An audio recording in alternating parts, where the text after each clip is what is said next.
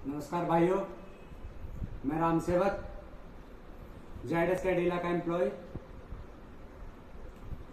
Major brand एमलोडेक विनग्लिन। भाइयों, जिस तरीके से मैं परेशान हूं आज, और परेशान है मेरी डिवीजन के सारे भाई पूरी दिल्ली के, जो दिक्कत इनके सामने आती हैं, जो मेरे सामने आ रही हैं, एडजस्टमेंट, भ्रष्टाचार, मतलब कि फार्मा में ऊपर बढ़ने का तरीका ही इन्होंने सिर्फ एक एडजस्टमेंट बना दिया है। पांडे सर, मेरी ज्वाइनिंग हुई थी 15 सितंबर 2020 को। उस दिन आपने मुझसे बात कही थी कि मेरी डिवीजन में सिर्फ वर्किंग होती है। धीरज सर भी थे, धीरज शर्मा जेडसन। आपने मुझसे कहा था कि यहां सिर्फ वर्किंग होती है। मैंने कहा ठीक है सर, एफर्ट देंगे। लास्ट कंपनी में जैसा एफर्ट दिया था उसी तरीके का एफर्ट देंगे। प्रिस्क्राइबर बनाएंगे, अपना रिलेशन बनाएंगे।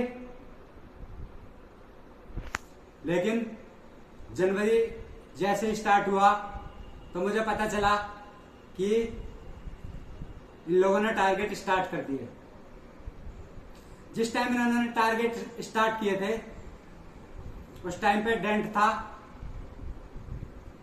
4.5 लाख रुपए का। हर लड़के से 10-10 हजार रुपए का इन्होंने पैरामीटर रख लिया। जनवरी में मुझसे 3,000 रुपए लिए गए, मगर मुझे पूरी उम्मीद है कि मेरे साथ के लड़कों से 10 ही लिए गए होंगे। फरवरी में मुझसे 5,000 रुपए लिए गए, लेकिन फिर मुझे भी इन्होंने उसी पैरामीटर में डाल दिया कि या तो आप 10-11 हजार रुपए देंगे मंथली के, अदरवाइज यू कैन चेंज।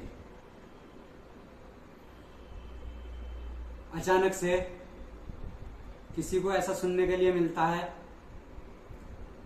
तो उसे भी ऐसा लगता है हाँ मेरी फैमिली है पीछे, घर है, बच्चे हैं, मैं उन्हें क्या जवाब दूंगा।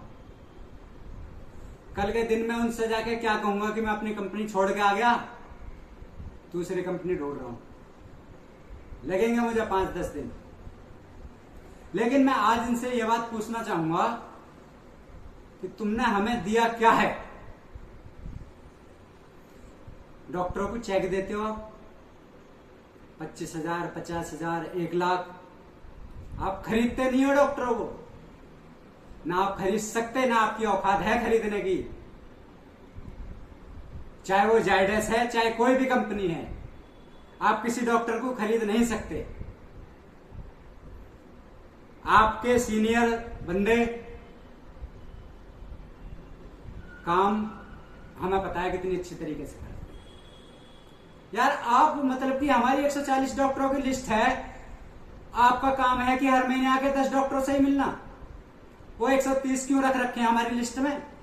हम मिलेंगे उनसे, तो हम मिलेंगे तो उनके लिए हमें ये तो बताओ कि ब्रांड अवेलेबल कहां है। पांडे सर, आप 3-3.5 साल से हैं जेडएस में, जेडएसएम साहब आप भी, और हमारे एरिया मैनेजर से। मैं पूछना चाहूंगा, आप मुझे एक सिंगल हॉस्पिटल में बता दो जहां आपके सारे ब्रांड अवेलेबल हो ईस्ट दिल्ली के। और मैं आपको गिनवाता हूं 4 हॉस्पिटल तो आपके ऐसे हैं कि जहां आपके ब्रांड है ही नहीं है, लेकिन मेरे पास डॉक्टर हैं करीबन 40।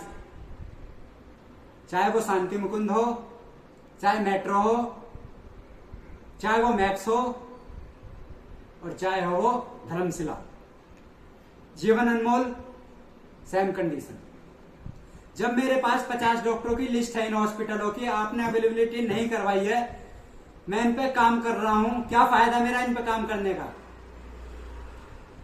आप तो कह देंगे हमने 1 साल टारगेट किया, आपका प्रमोशन हो गया, आप जेडएम बन गए।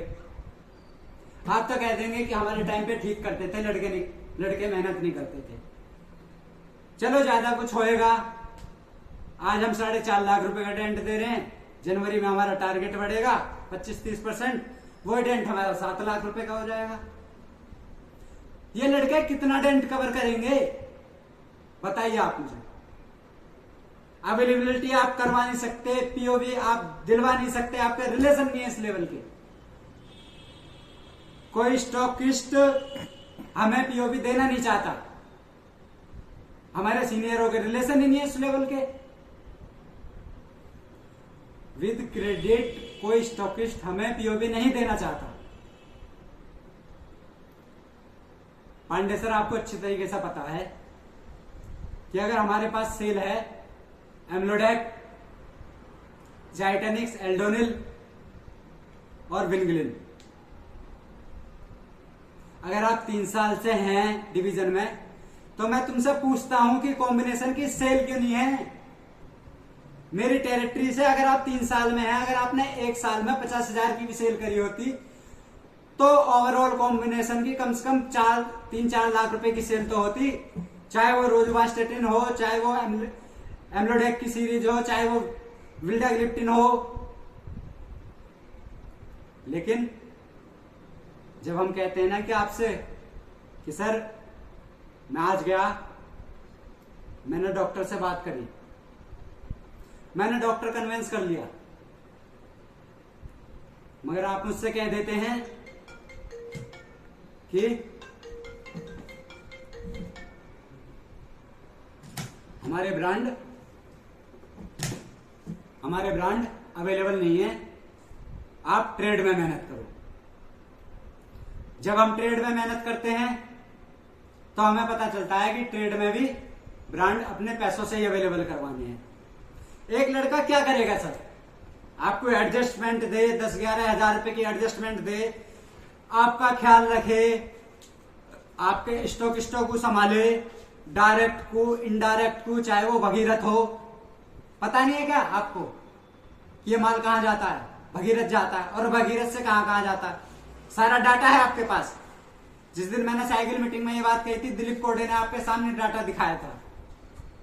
आपको उसी दिन एक्शन लेना चाहिए था, दिलीप कोडे सर को एक्शन लेना चाहिए था इंटायर टीम में, कि अगर एक डिवीजन में ये काम हो रहा है, ईस्ट में काम हो रहा है, तो क्यों नहीं ये काम वेस्ट में भी हो रहा होगा, नॉर्थ में भी हो रहा होगा और साउथ में भी हो रहा होगा। अगर दिल्ली इतना बढ़िया परफॉर्मेंस कर रही है तो किसी को छुपाओ मत, ना किसी को बहकाए में रखो। सबको पता है कि कंपनी जो सेल ले रही है ना, वो 30% सेल इन एमआरओ के कंधे पे धर के ले रही है, एडजस्टमेंट करवाती है इनसे। आप लोग अपने प्रमोशन देख लेते हैं, 5 लड़के सरवाइव करते हैं, आप 5 मिलके 1 साल टारगेट करते हैं, 1.5 साल टारगेट करते हैं। जितनी उनकी औकात होती है उतना वो टारगेट करते हैं, आपको प्रमोशन दिलवा देते हैं, आपको आरएम से जेडएम बना देते हैं, जेडएम से एनएसएम बना देते हैं। सिर्फ इन बालकों के दम पे बनते हो आप। लेकिन आप मुझे एक बात बताएं कि अगर 5 लड़के ने 1 साल टारगेट किया एडजस्टमेंट के बेस पे, तो ऐसा नहीं है कि वो कवर कर लेंगे। और अगर वो कवर करेंगे तो कवर किस बेस पे करेंगे, जब उनके ब्रांड ही अवेलेबल नहीं है।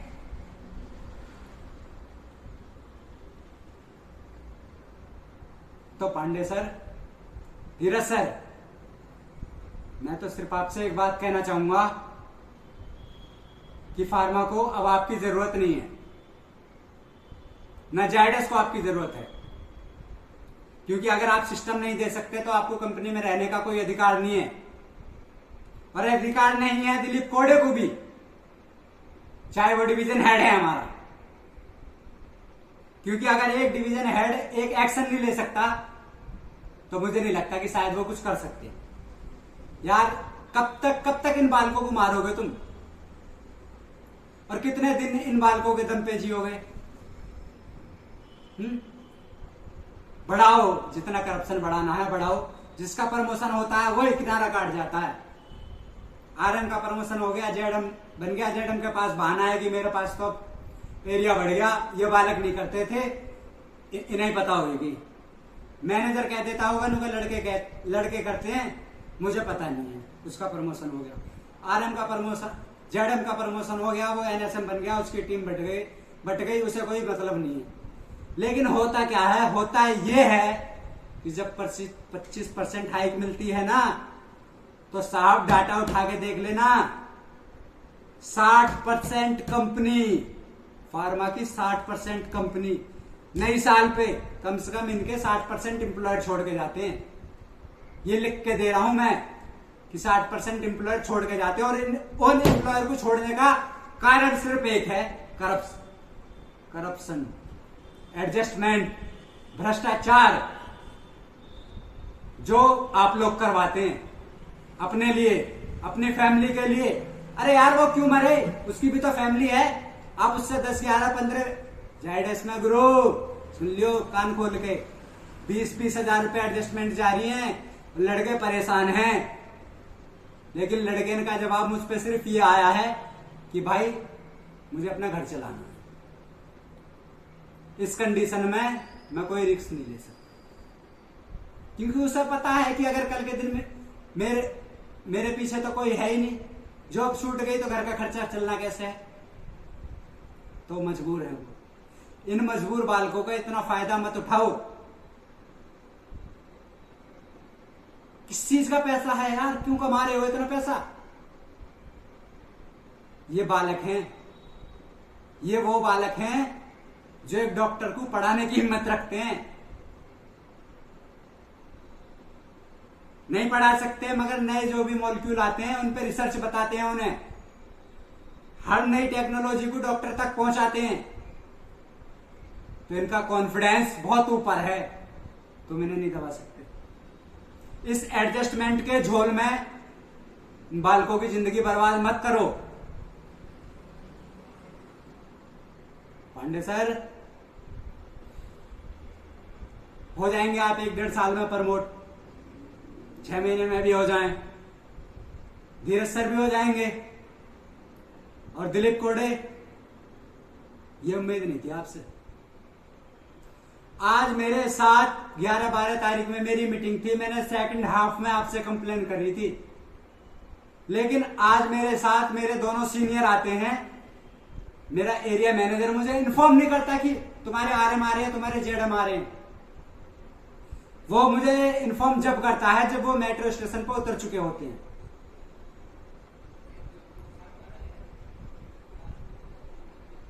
आपको काम नहीं करना, मत करो आप काम। 10 डॉक्टरों पे काम करना है ना, 10 पे ही काम करो। हटाओ ना 130 डॉक्टर लिस्ट में से, जब आप सरवाइव नहीं कर सकते हटाओ ना। सरवाइव करने का तरीका ये नहीं है कि आपने चेक दे दिया और आपने डॉक्टरों को खरीद लिया। कोई डॉक्टर बिकाऊ नहीं है ना, आप उसे खरीद सकते। आप कहते हो ना कि आर्गेनिक्स पे लगो और मैं पर्चे लूं, वो गुलाम नहीं है मेरा कि तुमने 25,000 रुपए देके और उसे खरीद लिया। न जयरमन, चाहे वो अजय कुमार गुप्ता हो, चाहे अतुल सक्सेना, पूजा गर्ग, अशोक ग्रोवर, भारत भूषण, सप्तऋषि भट्टाचार्य, मनीष अग्रवाल, VK जी नायर, SK बासु, ये गुलाम नहीं है ना तुम्हारे ना कंपनी के। दे दिए होंगे तुमने ना 25, 30, 50 हजार रुपए, इसका मतलब कि तुमने डॉक्टर खरीद ले लिया। क्या कहते हो, डॉक्टरों पे पर्चे चाहिए? कोई अधिकार नहीं है तुम्हें डॉक्टरों के पर्चे मांगने का। तुम हर महीने कैंपेन करवाते हो हमसे, जाओ डॉक्टरों के पर्चे ले। अरे यार पेंडेमिक कंडीशन है, चलो कम हुई है थोड़ी बहुत, इसका मतलब ये नहीं है कि हम डॉक्टर के चैम्बर में 3-3, 4-4 घंटे, 2-2 घंटे बिताएंगे, क्योंकि वहां हर 5 मिनट में एक पेशेंट कोविड का आता है। एक लड़का अपनी लाइफ को रिस्क में नहीं डाल सकता क्योंकि उसके पीछे उसकी फैमिली है। एडजस्टमेंट हम करें, फायदा तुम्हें हो, प्रमोशन तुम्हारे मिले, बालक तुम्हारे पढ़े बड़े स्कूलों में।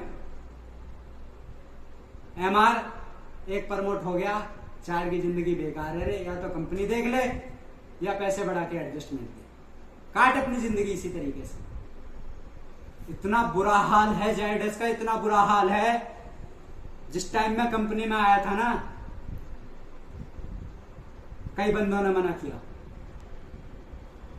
कि मत जा, हाल बुरा होएगा, आगे का कैरियर देख।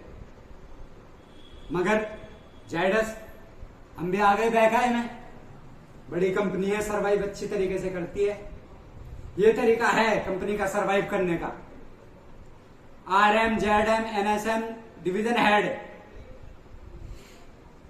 कोई नहीं सुनता, सबको चाहिए सिर्फ सेल। 20 तारीख तक कोई कुछ भी करे, 25 तारीख तक कोई कुछ भी करे, 28 तारीख तक कोई कुछ भी करे, चाहे 28 तारीख तक उसका 30% की सेल हुई हो और वो लास्ट के दिन 70% ठोक के अपना टारगेट कर देता है। अगले दिन ग्रुप में उसकी फोटो डाल देते हो, कांग्रेचुलेशन लिख के। कभी उनसे यह भी पूछा करो कि बालक कितने रुपए दिए हैं, घर से कितने रुपए कम हुए हैं तुम्हारे से। कभी कंपनी को फिक्र होनी चाहिए कि हमें नहीं चाहिए इस तरीके की सेल, और जरूरत क्या है इस तरीके की सेल। डॉक्टरों पे काम करेंगे हम, डॉक्टरों पे काम करेंगे। अवेलेबिलिटी करवाओ तो काम करेंगे, हमारे साथ मेहनत करोगे तो काम करेंगे, नहीं तो आपका डिसीजन ये रखा टैग, जब आपकी इच्छा करे जब लेके जा सकते हैं। ठीक है पांडे सर, एक लास्ट बात और मैं आपसे कहना चाहूंगा, बस की नहीं है ना, छोड़ दो फार्मा। धीरज सर आपको भी, अमान रईस एरिया मैनेजर है मेरे, मगर जब वो बंदा ये कहता है ना कि मैं 25,000 रुपए दे रहा हूं, 30,000 रुपए दे रहा हूं, तो उसके सामने हमें हमारे 10,000 रुपए ऐसे लगते हैं कि ये बंदा भी परेशानी में है। मगर तुम लोग समझते ही नहीं हो किसी को कुछ भी। तुम्हारी कंप्लेन भी होती है तो आपस में बैठ कर सुलझा लेते हो उसे। अरे दिलीप कोड़े, तेरे में हिम्मत नहीं है, तुझे उसी दिन ये बात कहनी चाहिए थी, तुझे उसी दिन इन्हें मीटिंग में से बाहर निकाल देना चाहिए था, पता करना चाहिए था। जब तुझे पता चला था कि साउथ की, वेस्ट की जिस पार्टी ने वर्धमान पे बिलिंग करवाई है, उसी दिन साउथ और जहां की भी वो पार्टी थी, वेस्ट से बिलिंग हुई है चाहे साउथ से बिलिंग हुई है, उसी दिन उस डिवीजन के बंदे इनको बुलाना चाहिए था। तुझे क्यों नहीं रोके तूने उस दिन वो बंदे, जब तूने हमें पार्टी बताई थी तो तुझे पता चल गया था कि दिल्ली भगीरथ से बिलिंग हुई है मुंबई, तूने क्यों नहीं रोके वो बंदे? क्यों सिर्फ हमारी टीम टारगेट करी, जब तुझे पता चल गया था कि किसी दूसरी डिवीजन के बंदे ने बिलिंग करवाई है? 1 mg पे बिलिंग, 1 mg की बिलिंग का भी तुमने कही थी, 90,000 रुपए की बिलिंग है, 1,000 पत्ते की सेल है उनकी, मगर उन पर बिलिंग कितनी हुई थी? 3.5 लाख रुपए की। तुम्हें पता नहीं है कि वेस्ट में भी और साउथ में भी ये काम चल रहा है, या नॉर्थ में भी ये काम चल रहा है? मगर एक डिवीजन है ना, एक लड़का छोड़ के जाएगा, चला जाएगा, कोई फर्क नहीं पड़ता। 2 चले जाएंगे, फिर नए लड़के आएंगे, उनका फिर से चूतिया काटोगे तुम, फिर उनसे एडजस्टमेंट करवाओगे। तो कंपनी अपना ये तरीका बदल दो। अब तुम्हारा अत्याचार नहीं सहेंगे हम, जहां आवाज उठानी पड़ेगी हम आवाज उठाएंगे। RM हो, ZM हो, या उससे ऊपर का कोई भी बंदा हो, फील्ड वर्क में जो काम करेगा सिर्फ अहमियत उसे दी जाएगी और किसी की कोई बात नहीं सुनी जाएगी। जिसे सुनना है सुनो।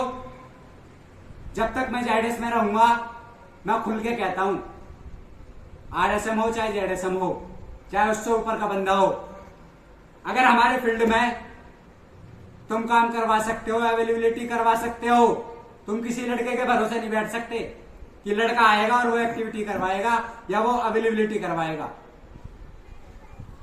साहब, एक हॉस्पिटल में अवेलेबिलिटी करवाने के लिए भी पैसे लगते हैं। केमिस्ट वाला पार्टी मांगता है, खर्चे मांगता है, मगर उन्हें कोई नहीं देखता। अगर तुम काम कर सकते हो ग्राउंड लेवल पे, ठीक है, खैर छोड़ो, तुमसे क्या उम्मीद करें हम। तुम तो यह है कि जितने बालकों की जिंदगी हो सके करो बर्बाद। एग्जाम्पल है पांडे साहब, पिछली कंपनी का, तुम भी भगे थे और तुम्हारी टीम भी भगी थी। जो लड़का प्रमोट हुआ था वो भी गया था, सारे कारण सिर्फ तुम थे। और अगर तुम आज भी जायडस में ये चीजें नहीं बदलना चाहते ना, तो मत बदलो। मैं देखता हूं, अगर मुझे तुम मोहर लगा के दे दो कि 1 जनवरी के बाद पूरी दिल्ली टारगेट करेगी, तो जिसमें कुत्ते खाते हो ना, उसमें खिला दियो। स्टाम्प पेपर पे लिख के दे दे पांडे, अगर तुझ में हिम्मत है तो, कि दिल्ली 1 जनवरी के बाद पूरी दिल्ली टारगेट करेगी। हम भरेंगे एडजस्टमेंट, 10-11 हजार रुपए जो देते हैं हम देंगे, करेंगे उसे भी, मगर तू मुझे लिख के दे कि अगली साल 2021-22 में पूरी दिल्ली टारगेट करेगी, और नहीं करेगी तो तू अभी कंपनी छोड़, और छोड़नी पड़ेगी धीरज शर्मा और दिलीप कोडे तुझे भी। धन्यवाद भाइयों। मैं तो सिर्फ इतनी बात कहूंगा लास्ट में आके कि जिस परिस्थिति से या जो परिस्थिति मुझे देखनी पड़ रही है वो आप लोगों को ना देखनी पड़े, और जितना ज्यादा से ज्यादा हो सके मेरा साथ दें, इस सिस्टम को रोकें। धन्यवाद।